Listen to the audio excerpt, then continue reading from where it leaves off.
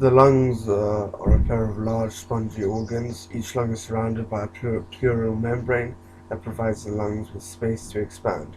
The left and right lungs are slightly different in size and shape due to the heart pointing to the left side of the body. The left is therefore slightly smaller than the right lung and is made up of two lobes, while the right lung has three lobes.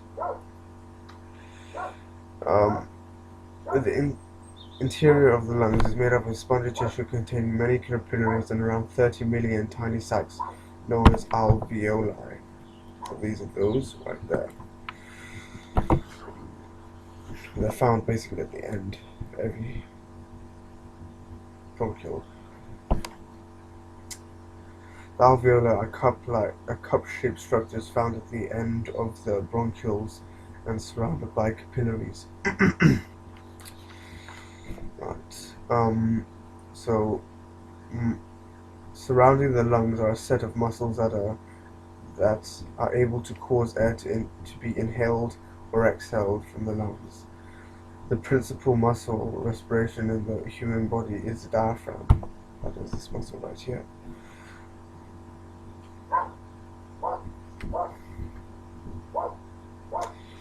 The diaphragm is a thin sheet of skeletal muscle that forms the floor of the thorax. When the diaphragm contracts, it moves a few inches into the abdominal cavity, expanding the space within the thoracic cavity and pulling air into the lungs. Relaxation of the diaphragm allows air to flow back out of the lungs during exhalation. So, when it contracts, moves up, air is then allowed. Depending on when it's relaxing or contracting, air will be brought into the lungs and then air will be released from the lungs. So between the ribs are many small intercostal muscles. So between each rib,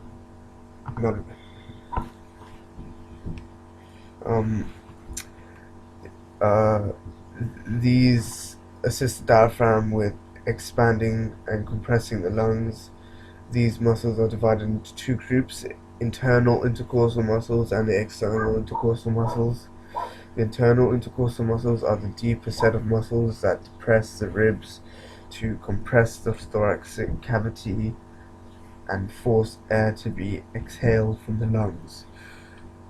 The external intercostal muscles function to elevate the ribs, expand the volume of the thoracic cavity and causing air to be inhaled.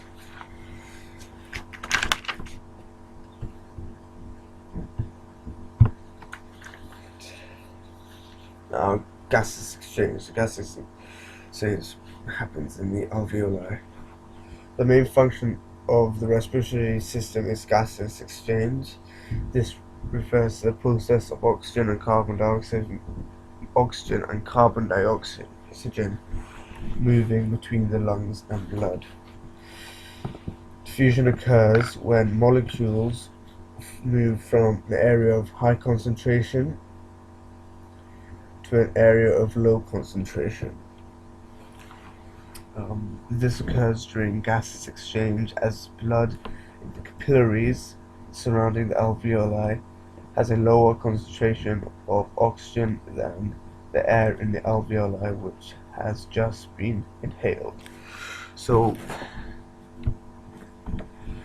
this is basically this point, a point around here, and this capillary you can also see that branch through the alveoli here.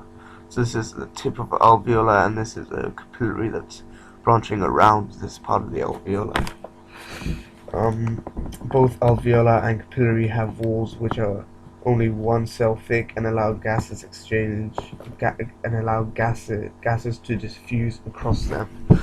So as you can see here, the blood